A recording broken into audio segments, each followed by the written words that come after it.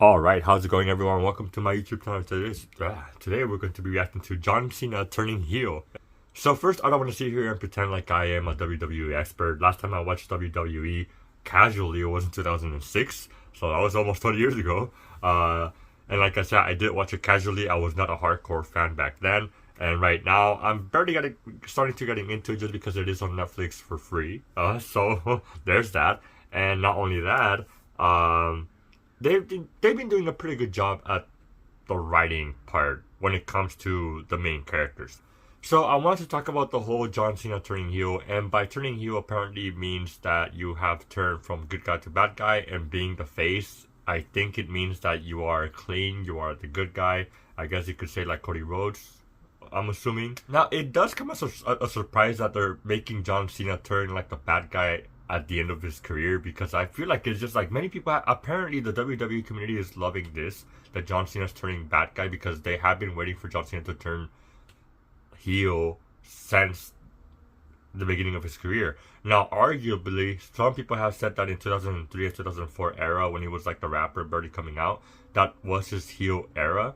But it could be either or, because he was likable at the moment, apparently, and he wasn't really like he wasn't a douche, I guess you could say, you know? So that's why people are saying, like, oh, right now this is his evil era. He's embracing it. He wants, the reason why he turned the bad guy is because he wants to win the 17th championship, and they're saying he's doing everything possible to win it. Now, that does make sense, because I did see an interview from John Cena saying that, like, being the good guy throughout, when it comes to this sport, you could say, right? You could arguably say that being the good guy for that long is basically unrealistic.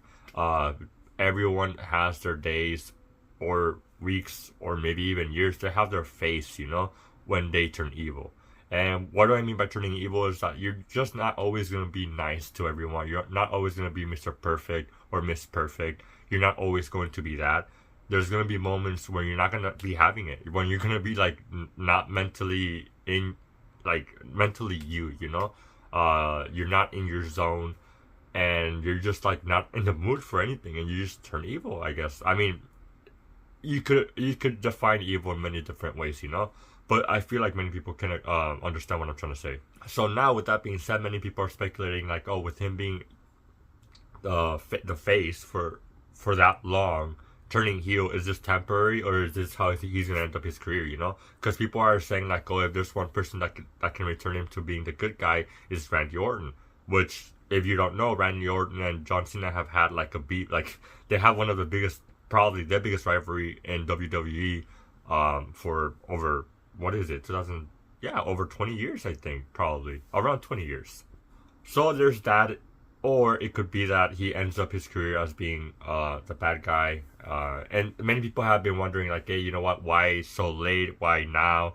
And the reason why is because Vince McMahon, the former WWE CEO or owner, I'm not really sure what position he was on.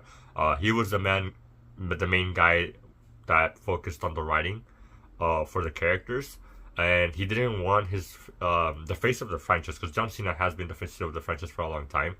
He didn't want to change his persona, because he was the one that sold the most merchandise. You know, you could not risk to have your golden boy change, because it could affect you financially. But now that he's no longer there, I feel like they took the risk. Triple H, he's the one taking charge of the storyline now. The Rock came back in, and apparently they said they have their his writers taking care of, like, also helping out with the writing. And John Cena, obviously, I feel like John Cena has like a big play in this too, because he played such a good role in this. You can tell when he's like into the character, you know, that he has publicly said moments when he doesn't agree with certain situations. So in this situation, I'm not really sure how it's gonna work out.